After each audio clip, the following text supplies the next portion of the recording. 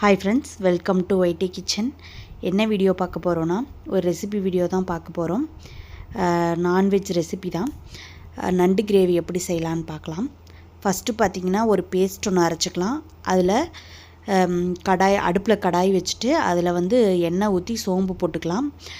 கூடவே ஒரு கையளவு சின்ன வெங்காயம் போட்டுக்கலாம்.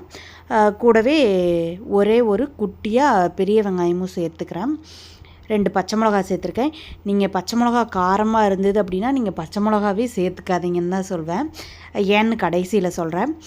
கூடவே கருவேப்பிலை தழை, 2 நார்மல் சைஸ் தக்காளி சேர்த்து நல்லா வணக்கிக்கலாம். வணக்கி அதை பேஸ்ட் பண்ணி எடுத்து வச்சுக்கலாம். கூடவே நண்டை ஃபுல்லாக க்ளீன் பண்ணிவிட்டு அரைச்ச விழுதை நண்டில் சேர்த்து கலந்து விட்டுக்கலாம். ஏன்னா நண்டில் அந்த மசாலா சேர்த்து இதாச்சுன்னா நல்லா உப்பு பிடிச்சிக்கும், காரமும் பிடிச்சிக்கும், டேஸ்ட்டு சாப்பிடும்போது நல்லாயிருக்கும். மஞ்சள் தூள், வீட்டில் அரைச்ச குழம்பு மசாலா தூள் 3 ஸ்பூன் சேர்த்துக்கிறேன். கூடவே மிக்ஸி ஜார் அலசி அந்த தண்ணி ஊற்றி நல்லா கிரேவி கன்சிஸ்டன்சிக்கு கலக்கி வச்சுக்கலாம். அப்புறம் பார்த்திங்கன்னா தாளிக்கிறதுக்கு ஒரு பெரிய துண்டு இஞ்சி இடித்து எடுத்து வச்சுக்கலாம்.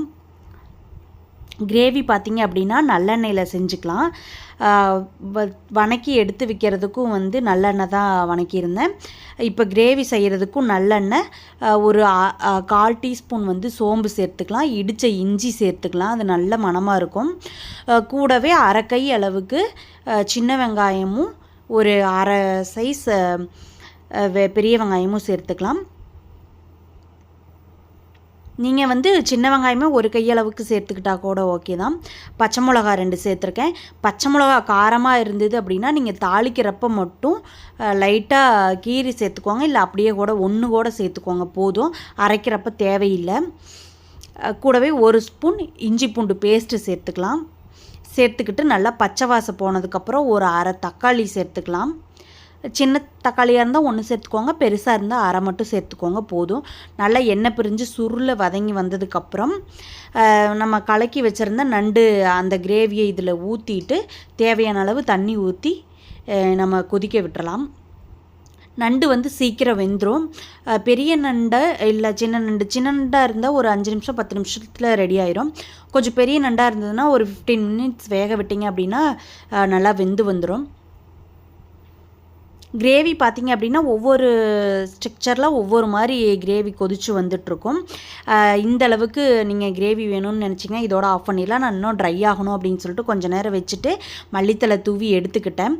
காரம் இல்லை அப்படின்னா லாஸ்ட்டாக நீங்கள் 1/4 ஸ்பூன் பெப்பர் தூள் கூட சேர்த்துருக்கலாம். நான் காரமாக இருந்தது அப்படின்ட்டு இதோட போதும் அப்படின்னு ஆஃப் பண்ணிட்டேன். பச்சை மிளகா காரமாக இருந்தது அப்படின்னா தாளிக்கிறப்ப மட்டும் 1 போடுங்க. பேஸ்ட் அரைக்கும்போது போடாதீங்க. குழம்பு மசால் தூளே காரம் போதும். பச்சை மிளகா காரமாக சேர்த்ததுனால கிரேவி காரமாக இருந்தது, ஆனால் டேஸ்ட் சூப்பராக இருந்தது. அதனால தான் சொல்கிறேன், நீங்கள் பச்சை மிளகா சேர்த்துக்காதீங்க. நாளைக்கு சண்டே. இந்த ரெசிபியை செஞ்சு பார்த்துட்டு எப்படி இருக்குதுன்னு சொல்லி கீழே கமெண்ட் செக்ஷனில் சொல்லுங்கள். தேங்க்ஸ் ஃபார் வாட்சிங். Take care. டாடா. பாய் பாய்.